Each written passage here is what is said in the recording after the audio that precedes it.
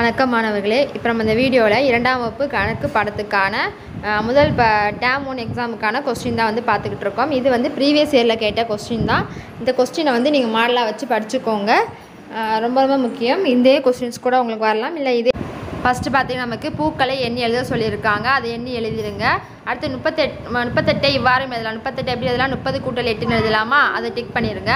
அடுத்து கொடுக்கப்பட்டுள்ள எண்ணின் முன்னி மற்றும் தொடரி. முன்னினா முதல்ல இருக்க நம்பர், பின்னினா பின்னாடி இருக்க நம்பர். 40க்கு முன்னால் இருக்க என்ன நம்பர் இருக்கும்? 39. அடுத்து 40க்கு அடுத்து 41 எழுதிக்கோங்க. அடுத்து 47 விட சிறிய எண் எது? 47 விட சிறிய எண் வந்து இங்கே வந்து 43 கொடுத்துருக்காங்க. அதை டிக் பண்ணிக்கோங்க. அடுத்து கூட்டுவை கொடுத்துருக்காங்க. கூட்டுங்க. 4 5 கூட்டினா 9, 2 1 கூட்டினா 3, 39. அடுத்து 2 7 கூட்டினா 9, 3 1 கூட்டினா 4, 49. அடுத்து கழிக்க 7லேருந்து 3 போனால் நமக்கு எவ்வளோ கிடைக்கும்? 4. 4லேருந்து 1 போனால் 3, அப்போ 34. அடுத்து 9லேருந்து 5 போனால் அடுத்து அதை கழிச்சா நமக்கு என்ன கிடைக்கும்?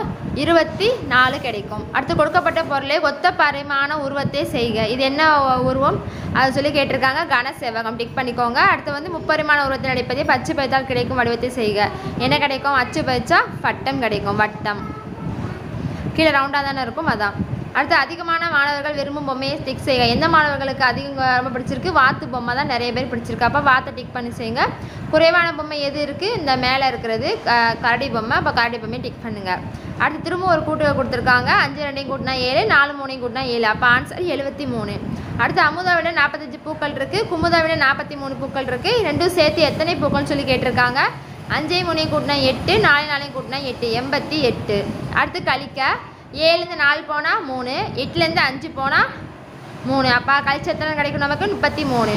அதே மாதிரி தான் ரெண்டாவது கவிதாட எத்தனை பூக்கள் இருக்குன்னா 78 புத்தகங்கள் இருக்குது. அடுத்து அந்த புத்தகங்கள் 26 வந்து தன் தங்கையிடம் கொடுத்துட்டா. அப்போ என்ன செய்யணும்? ரெண்டையும் கழிக்கணும். 8லேருந்து 6 போனால் 2, 7லேருந்து 2 போனால் 6, அப்போ 62 இருக்கும். அங்கே டிக் பண்ணிக்கோங்க. அடுத்து கொடுக்கப்பட்ட பொருளை அளக்க உதவும் பொருத்தமான திட்ட அழகை செய்க. நம்ம கயரை எதால் அமைப்போம்? சென்டிமீட்டரா மீட்டரா? அதை வந்து டிக் பண்ணிக்கோங்க.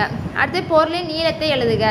அது நீளம் எவ்வளோ இருக்குது? 5 சென்டிமீட்டர்னு சொல்லி எழுதணும். அதே மாதிரி எல்லாத்துக்கும் ஆன்சர் பார்த்துக்கோங்க.